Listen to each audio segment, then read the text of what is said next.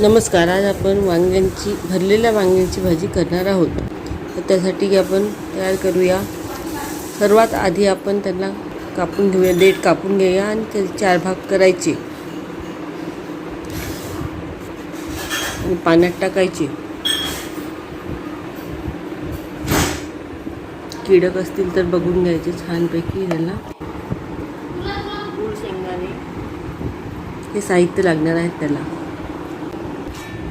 शेंगदाणे आणि खोबरं यांना पिसून घ्यायचं मिक्सरच्या भांड्यामध्ये आणि मिक्सर लावून घ्यायची. आणि पॅनमध्ये तेल टाकायचं आणि त्यामध्ये ते वांगे कापलेले आहेत ते तळून घ्यायचे थोडेसे आणि मग नंतर काढून घ्यायचे. त्याला छान असे परतून झालेले आहेत आपले वांगे. नंतर त्यामध्ये जिरा, मोहरी टाकून घ्यायची आणि कांदे टाकायचे आणि ते ब्राऊन होतपर्यंत तळून घ्यायचे. ब्राऊन झाले की त्यामध्ये आलं लसणाची पेस्ट टाकायची आणि ते होऊ द्यायचं. ते झाले की त्यामध्ये हळद, तिखट आणि मीठ आपल्या स्वादानुसार टाकून घ्यायचं. आणि त्यामध्ये काळा मसाला आपण घरी बनवतो तो टाकून घ्यायचं. थोडा वेळ होऊ द्यायचा आणि त्यामध्ये टमाटे कापलेले टाकून घ्यायचे.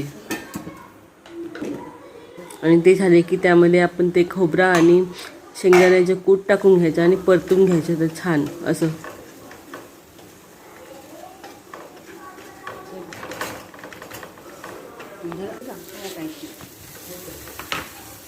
ते झालं की त्यामध्ये ते आपण तळलेले वांगे आहेत ते टाकून घ्यायचे आणि त्यामध्ये त्या आतमध्ये थोडं मसाला आपण टाकून घ्यायचे चमच्याच्या सहाय्याने, छोट्या चमच्याच्या सहाय्याने टाकून घ्यायचं आणि त्याला परतून घ्यायचे छान. अजून